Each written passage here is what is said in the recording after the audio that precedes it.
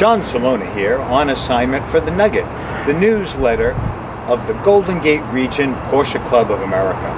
I'm the assistant editor of The Nugget. And also the president, idiot. And our executive editor, Coco Giselle, could not be here today because this is her nap time. Now, after you have read all the reviews and looked at all the videos on the Porsche Taycan, we're here to answer all the questions that they have not answered. And the first question is, where do you buy a Taycan? The answer is at a Macan dealer. Now, a Macan, for those of you who don't know, is the souped-up version of the Audi Q5 for the people who think, well, Iron Man and his Audis, you know, all that is well and good, but if you had your choice, you would just really rather be driving around in the God of Thunder. That is the Macan. So here we are at Macan Redwood City, and if we take a look around, we can see there is a very beautiful Macan right here, and then right behind it is its big brother, the Cayenne, which is kind of the Odin, the O-Father version of the Macan. And if you're one of those people who decide, you know, even the God of Thunder, you know, he's great, he's strong, he's got a lot of powers, but you don't want to deal with the daddy issues and who knows what's going on with Natalie Portman, you can get just Thor's hammer here. Thor's hammer is called a Porsche. Let's take a look inside at some of the Porsches. Let's go inside at Macan Redwood City and take a look at some of these Porsches. Now here's our garden variety Porsches sitting around. This one is a GT4. What do we have here? We have a 911 Carrera S. And up here we have some older versions. This is one from one of the earlier Thor movies. And this one is a comic book hammer that goes back to the time that Thor was only in a comic book. Now, any of these Porsches will absolutely make you look like Hurley Haywood has been reincarnated in you with their various devices, including some of these have the PDK transmission. Looks like this one does. The PDK is better than you are, no matter who you are. So let's go up the line and take a look at these. Oh, this is another GT4. This is beautiful. We have a 718 Spider, a total chick magnet. And if you think that these hammers of Thor are not good enough for you, and you want the really bad boy, we have that over here in the corner. This is called a Porsche GT3 Club Sport. And one of these is like you decided that you want to be driving around in the fire and fury and carbon fiber straight from the underworld. Now take a look at this. This is a carbon fiber door that only weighs 7 pounds. Who is not possessed by the devil would actually do that? And take a look at this interior. Now, we would start this up to give you a sense of what the engine sounds like, but the time to do the exorcism, to get the demon out of me afterwards, would throw off our shooting schedule. So let's get back to the Taycan. Now that we know you go to a Macan dealer to buy a Taycan, the next questions we have to address are, is it beautiful and comfortable? Now I know some people will say beauty, it's not such a big deal, and people are buying Macans like hotcakes, and if someone was really after a beautiful SUV, they would be at a Mercedes dealer. Yeah, okay, we'll cut that out of the final. All right. But I think that your relationship with the vehicle over the long term is like a relationship with your spouse.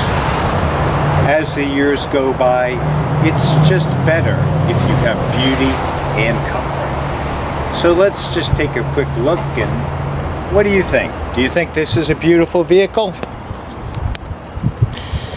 We will move around Mr. Camera a little bit. So yeah, that looks all space agey. Yes, you could see a movie from the future where Brad Pitt steps out of this vehicle. I could totally see that. But that's a subjective measure. So what we would really like to do is find a totally objective way of figuring out, is the Macan beautiful? And for that purpose, our research at Nugget Laboratories has unearthed a technique that was developed at Caltech and perfected in all places in Bowling Green, Kentucky. So let me show you how that works. It's very simple. You approach the vehicle like this, gently kneel at the wheel well, and place your cheek upon the fender, and then slowly, softly start to rub the clear coat. Is your heart going pitter-patter? Is she talking to you? Could it be love? Yeah, I know, baby. I know, baby. I want you to come home with me too, but I don't know how to survive the first 30 minutes after I get there and say I bought you. I wonder if there is an option with your Porsche that you could order a 5 or 6 carat ring with it. That would certainly help a lot. So, by this measure, we know objectively the Taycan is a beautiful, beautiful vehicle. Let's look at comfort.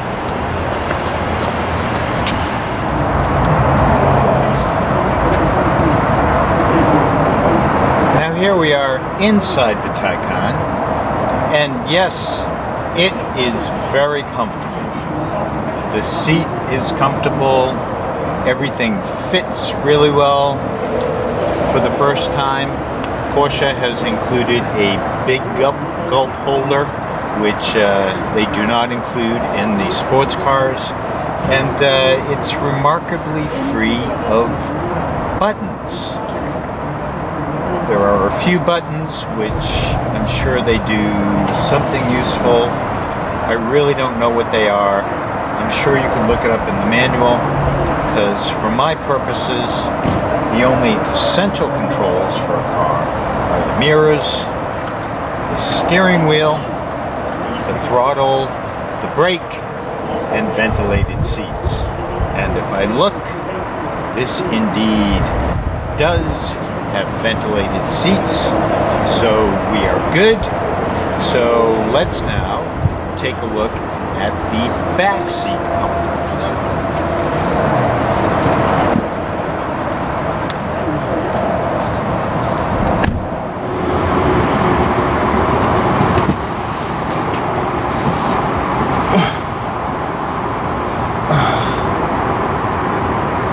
Oh my God, this is luxurious. I feel like a king sitting here.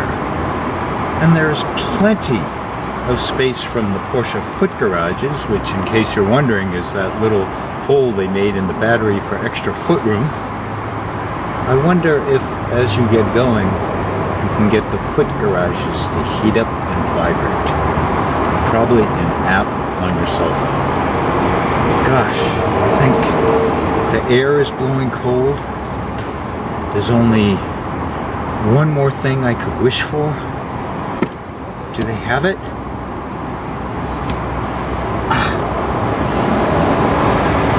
Indeed. Every luxury is provided for in the back seat of the Taycan. Now that we've answered the question that the Taycan is indeed beautiful and comfortable, we have to address the big issue of how does it drive. Now I know, and understandably so, the automotive press is big on 0 to 60 times, and those are indeed an objective measure, and you can repeat them, and they're compared endlessly, but I'm not sure that that's a very useful measure. With a vehicle like this, you cannot give it full throttle from a standing start on the road anywhere without instantly becoming illegal or endangering yourself. And even on a racetrack, you're never accelerating from a standing stop because the car is always moving. And even if you're racing the car, they have a running start for the race till the pace car pulls off. So we here at the Nugget have developed a comprehensive, simple measure that encompasses all of the essential parts of the car's performance. And it is all grouped in two categories. The first part is, does it go like stink?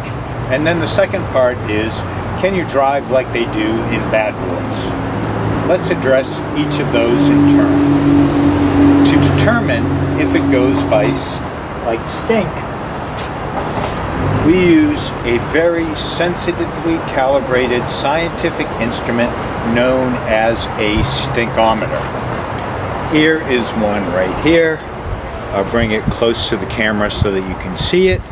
You notice that the scale goes from it sucks to it goes like stink, and the scale is actually logarithmic, so this is 10, 100, and 1,000. And that tells you what you need to know. This one is in English units. If you like, you can also get it in metric units like this, in which case the scale runs from ça craint to ça va quand on peut, still logarithmic. So let me show you how the stinkometer works. So here is our measuring device, and then we need a piece of duct tape. The length of this does not have to be precise. Duct tape goes right here. And then we attach it to our very sensitively calibrated sensor array. And it goes like this. Let's see if we can get it roughly straight. And, oh, that's a little off. There we go. That should give us a good reading. And now we're ready to go in the car. Okay, now we are going to test this stinkometer to see what this thing can do. So my foot is on the brake, my foot is on the gas. We're in Sports Plus to do launch control, and I'm gonna let it up. Oh my God, oh my God, oh my God, oh my God.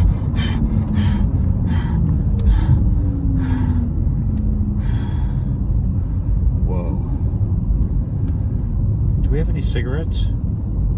Wow, that was an experience. I'm still kind of recovering from it, but I'll get a pizza in a little while.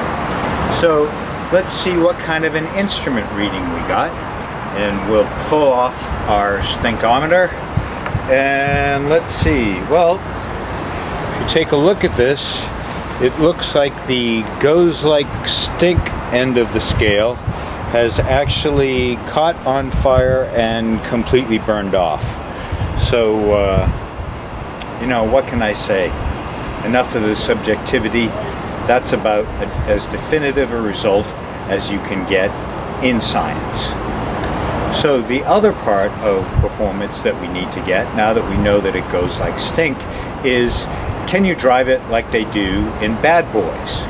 For that, we have to go someplace where people actually do drive like in Bad Boys, and that would be an autocross.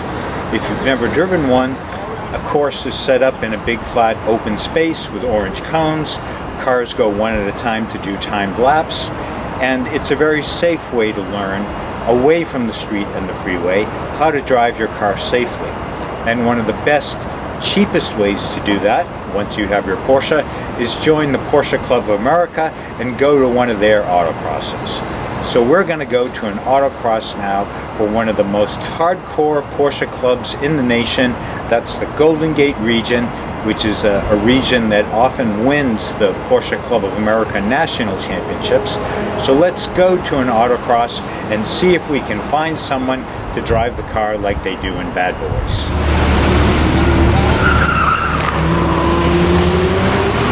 Now here we are at the Porsche Club Autocross, and as you can see behind me, the cars are running.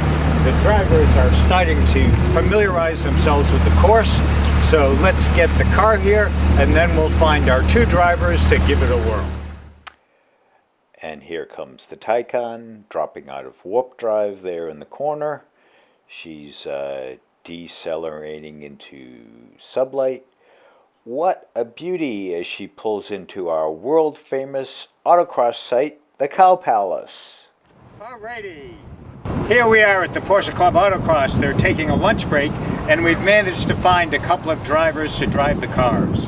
Now that's usually hard to do during the lunch break because the drivers are very busy. They're checking their data, they're checking their tire pressure, they're playing with their suspension settings, and they're checking the standings to see who's ahead. So we had to find two drivers that were available. Thankfully, one of them was our series champion from 3 years ago, Tara Shapowal. John, thank you. Tara, say hello to our viewers in the camera. Hey everybody. So Tara, tell me, how long have you been autocrossing?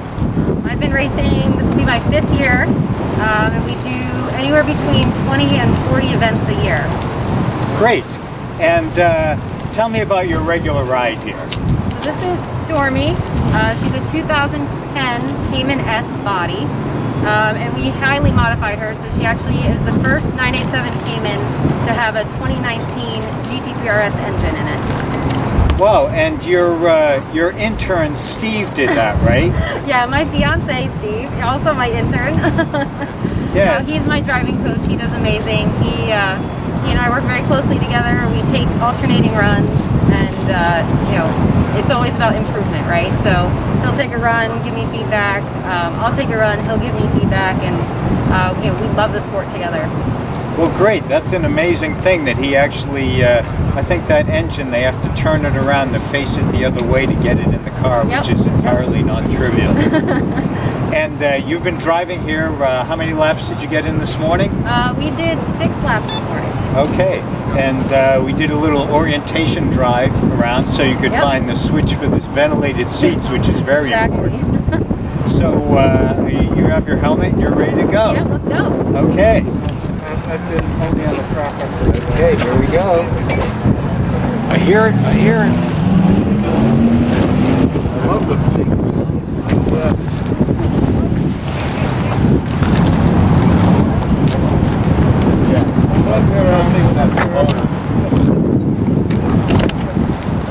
Good.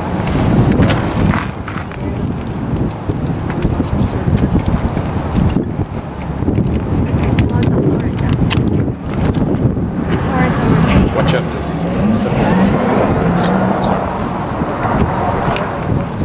If you fun. the thing is massive. No body lean.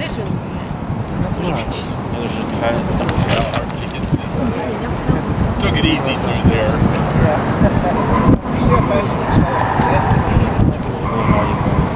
Yeah. It does.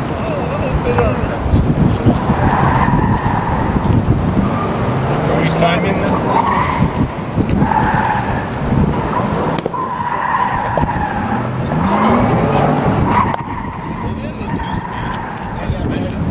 First lap timing is 44.535 seconds. 44.535 seconds. First time the car's on the course.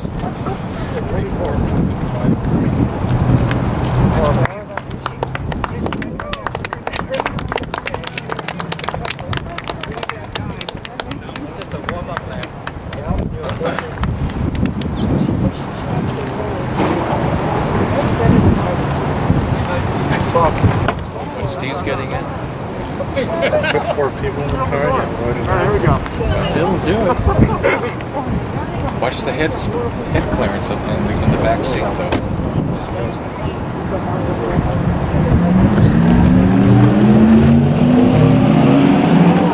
Sounds cool, doesn't it? Steve got in. Yeah, actually, it really does. Yeah, Steve. This is a divisive thing. Anyway, it shouldn't happen. It's very good.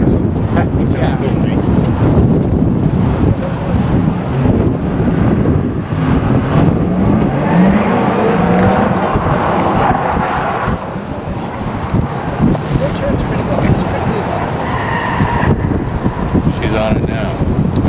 It's a tough turn for a big car. Yeah. Let's see, she hits this That's a little how it harder. slicks.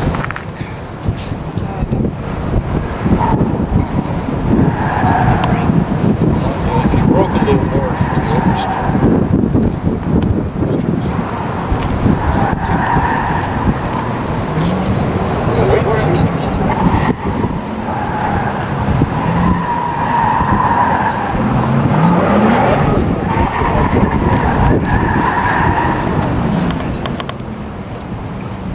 Second lap, 44.093, an improvement of 0.5 seconds. 44.093. Especially with an extra 100. Oh, more than that. There's the sales guy, All right, good Steve, job, even with all that extra weight. and Canal is in the back seat. All right, you got one more. Oh, in the back seat? One more. Steve and Canal. Let's do the Oh, yeah. There's 4. Nice. That's okay. I'm fine as a driver. He doesn't agree with me. Yeah. I'm watching. You want to go?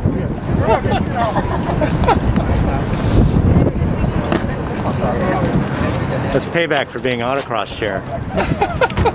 Small payback. Oh, I see. You're going to give him the key and then you hold him.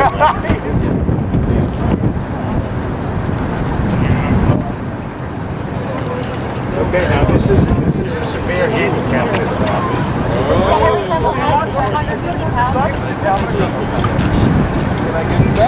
Hey, go get back. You can't even tell the weight. So we can take a third. Put someone in the trunk! I think that's a volunteer there. Yeah. I mean, there's 2 trunks, right? So put one in the front, one in the back. Well, it's a rear hatch. Gangster Makes the style, hatch right? down. Yeah. It's a frunk, technically. Front, yeah.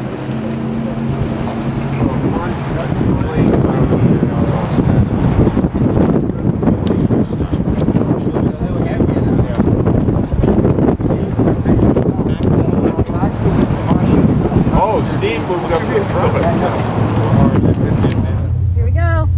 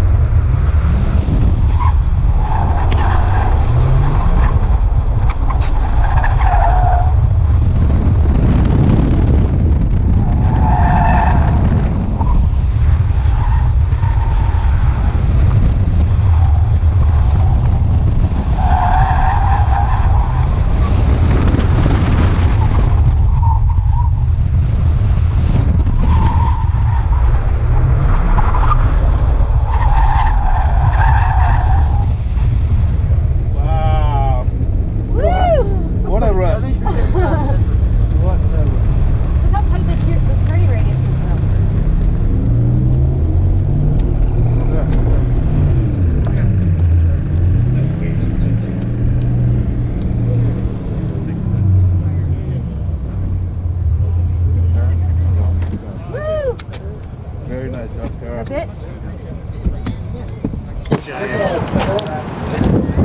You must have regenerative braking with the Taycan?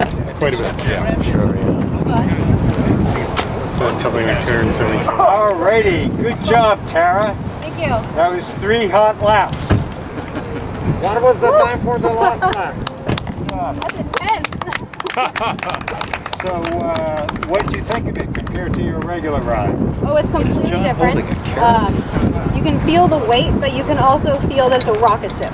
Yeah. So the weight almost doesn't matter. We had different numbers of people in there, and I couldn't even tell. Yep. It's a fantastic autocross car. If you brake early, you brake in the straight, get on the gas early, you can make those turns, it bites down even on street tires. And then you get on the gas early, smooth, and then you just go. It's a rocket. Well, great. So our two key questions are, does it go like stink? Yes, definitely does. And can you drive like you do in Bad Boys movies? Also, yes. Great. Well, thank you very much. Let's give a Thanks big so round of much, applause John. to Tara. Thank you, Tara. Thank you. And we have one more driver here today. Meet Kunal Patel. Kunal, how are you today? Doing well, doing well. Doing well. Excited to drive this. Good. So good. We'll have to speak up so the camera can hear you. So, Kunal, how old are you? I am currently 18 years old. Yep. Great. And how long have you been autocrossing? So I've been autocrossing basically ever since I got my license, which was about a year and a half ago. My dad actually got me into it, and I've been driving with the same car he does, and he's been giving me a lot of tips and pointers, as well as a lot of other people here who do autocross, and it's really helpful for me. Well, great. I tell parents with kids your age, autocross is a great way to learn, for them to learn to drive safely in a controlled environment, and it is much better and much safer than how fast I went on the freeway, which a brick can go fast on the freeway. So thank you, and tell us about your car that you drive regularly in autocross. So the car that I drive regularly is my dad's 2014 Cayman S. Unlike the other car, it's pretty much bone stock, and it's still a extremely well-performing car. It's very light and nimble, and accelerates pretty well as well, and has great braking. Great, and that's a 6-speed manual? No, it's the PDK. Oh, PDK. Oh, that's good. PDK Yeah. is better than you are. Yeah. Yeah. Well, this car you won't have to shift either. Nope. So I'll let you grab your helmet and hop in for 3 laps. All right, sounds great.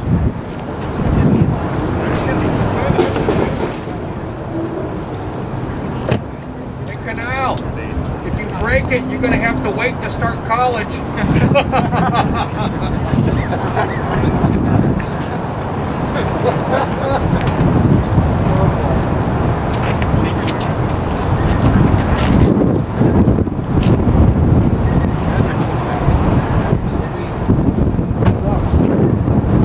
What's on the outside? That's no pressure at all. Does it sound like Like Star Trek? Yeah. well, there's Yeah, it's more like there is another. What's that? I hope so, yeah.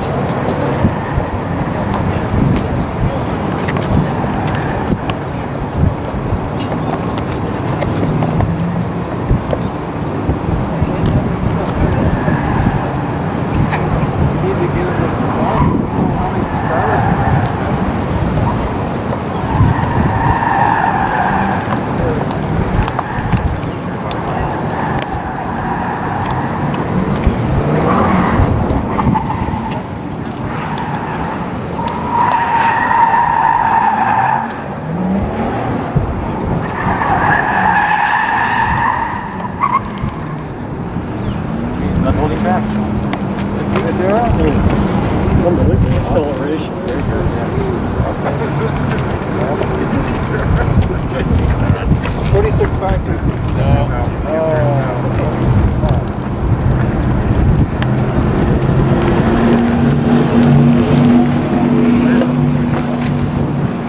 It's not driving at like Fast and Furious.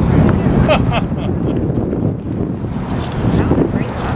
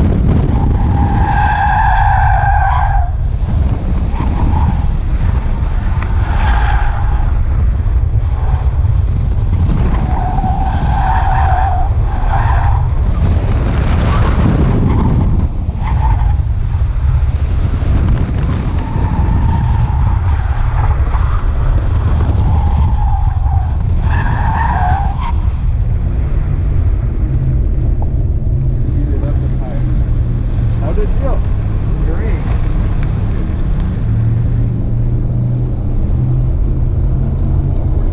Thank you so much. Well,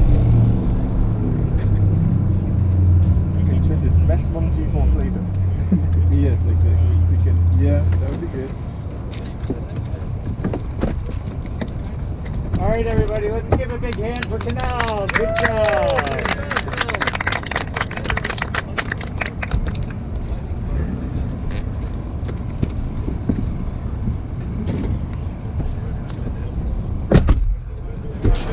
So, Canal, what'd you think of the car? Oh, that's a completely different experience. Especially the straight line acceleration coming down that hill. Yep. Just before you just get pushed way back. It's completely different. Even though it's more than 5,300 pounds, it can take 4 passengers very comfortably. It still feels really nimble in the corners. Be able to take quite a bit of speed in it. So they've done a really great job with this car, driving wise. Well, good. Well, thank you for giving it a try for us. So, if your dad got you this as a surprise birthday present, would that be okay, or would that suck? That would be awesome, obviously. Yeah. Okay, we'll put that in the suggestion box. And then our other two big questions, would you say it goes like stink? Yes, definitely. And can you drive it like they do in Bad Boys? Yes, you can drive it like they do in Bad Boys. Great. Well, thank you very much Thank you for so much. giving it a trial. And let's everybody give a big hand for now. And then so thank you. And that's it. You're done. All right, thank you so much. Thank you. And let's give a big hand for Ray Kong, who brought the car here from Porsche Windy City. And Ray, I see you brought a helmet with you. Yes, for safety. Yes, so, I know we should thank you for bringing the car here, but we really have to punish you because you should be at the dealer selling cars. So, as your punishment for playing hooky when you should be working, you have to drive 2 laps before you go. No. Yes, yes. We can turn the video off if you like. You have to be tough about this. 2 laps. Go. That would be horrible. Now, in addition to these objective measures, we also have a totally subjective measure from the G meter, which comes standard as part of the Taycan. So we took a look at that G meter, and looks like we were able to accelerate more than 1 G in any direction. Now, this is just my own opinion, but it seems to me that more than 1 G in any direction you want to go probably qualifies as going like stink. So we know the Taycan goes like stink. Now the question is, could it be a Bond car? So you look at this and absolutely I could see 007 pulling up in one of these. Of course, tradition is that 007 is always in an Aston Martin, except for those few movies that BMW snuck in there for. And for some reason, they always cast German guys as bad guys in Bond movies. So the reality is that probably 007 would be captured by the bad guys and thrown into the trunk. So for the purposes of it being a Bond car, let's see how comfort level would be for 007 thrown in the trunk of the vehicle and trying to make his escape and maybe pulling up the floor and doing cables or something to blow it up or something like that. So let's get out our key and we will open the trunk. And so that we don't do it too Spartan, I have my little comfy pillow to put in the back.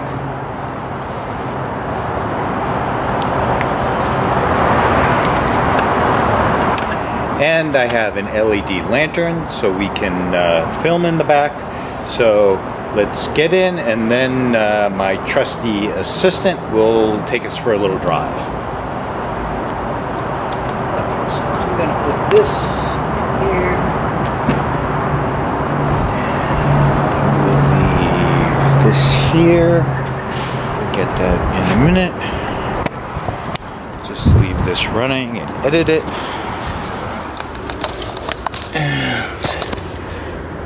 Okay. Alright. I'm gonna get in.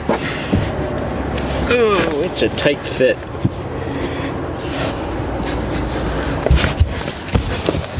Okay. Let me see the key for the car.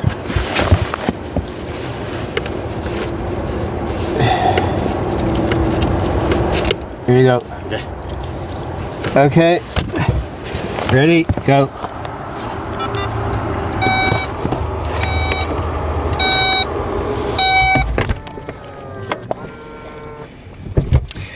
Okay, we are here inside the trunk.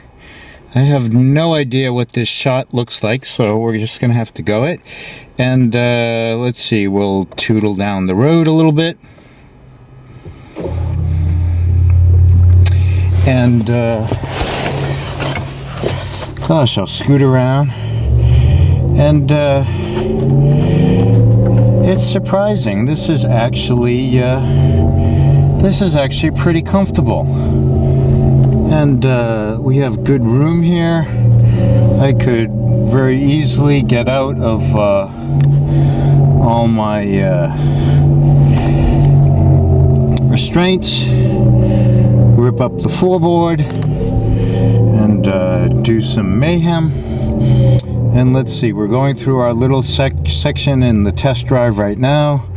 So now they're setting off the simulated gunfire, and now we're going over the let's see, what was next in the test sequence. Oh yeah, now we're going off the ramp, so the car is airborne, the stuntman is bailing, and now I think I forget if the car rolls or not. Looks like we're not doing a roll in this one, but now this part is oh yeah, this is when they shoot off the RPG to detonate the car, and then I will make an exit as soon as that's done. So let's hold on a minute. So that was our little test sequence. And now I will use the watch provided by Q to open the trunk. Okay, trunk. And that worked, and we're good. This would totally work as a blonde car. The last question we have to answer about the Porsche Taycan is perhaps the most critical. I call it the schmuck question. Are your buddies going to call you a schmuck because you bought a Taycan rather than a Tesla Model S, which has got double the rated EPA range? Thankfully, there was just an in-depth article on this in Car and Driver, plus a video in Engineering Explained, and we'll give you this short summary of what's going on with the range of the Porsche Taycan versus the Model S. The first factor is that Tesla does a more involved 5-cycle test to determine the rated range than the 2-cycle test Porsche does, and that gives them a more favorable correction factor to arrive at the rated range because it doesn't reflect real-world range, of course. Audi does the same thing for its electric vehicles. The second factor is battery capacity and buffer. The Tesla has a larger capacity battery and a smaller buffer, which is the reserved part that they don't let you access to ensure battery longevity. Porsche has a bigger buffer to assure that their battery lasts longer. The third factor is drivetrain efficiency and engine regeneration strategy. Tesla has a slight efficiency advantage in their electric motor, but the main advantage is the regen strategy, which is putting an engine in gear to recapture some of the energy. Tesla goes into aggressive regen as soon as you take your foot off the throttle, while the Porsche lets you coast and only starts to regen brake the car when you hit the brakes to let it know that you want to brake. The fourth factor is voluntary range reduction, where the manufacturer gets a lower range than the EPA test cycle. They can do a voluntary reduction, and Tesla does this on other models, but it does not do it on the Model S Performance that's compared to the Taycan. Porsche does a voluntary range reduction on the Taycan. And the last factor, and probably the most complicated, is road load, which is the combination of aerodynamics, rolling resistance, internal friction. Now the Porsche has a higher road load than the Tesla does, but in a real-world test of actual range, driving a constant 75 miles per hour on the highway, the Porsche went much farther than its rated range, and the Tesla Model S much shorter. So the bottom line for you is that your real-world range in the Taycan is actually going to be very comparable to what your real-world range in the Tesla Model S Performance will be, even though they have one has an EPA rated range that's double the other. So, in conclusion, why should you buy a Tesla Model S? Well, there's two reasons I can think of. The first reason is that you really want to drive around with at least 10 times the moral insufferability and moral superiority of Prius drivers. In that case, get yourself a Model S, because Tesla drivers are like that. Another reason is, let's say that you or your kid's favorite movie is Finding Nemo, and you want to drive around in a car that looks like a giant guppy, then by all means get the Model S. But if you want a car that drives like a Porsche, there is no substitute. As they say at Porsche, excellence is expected, or in German, "Must fasten Sie, es must galt." Dankeschön, Wiedersehen.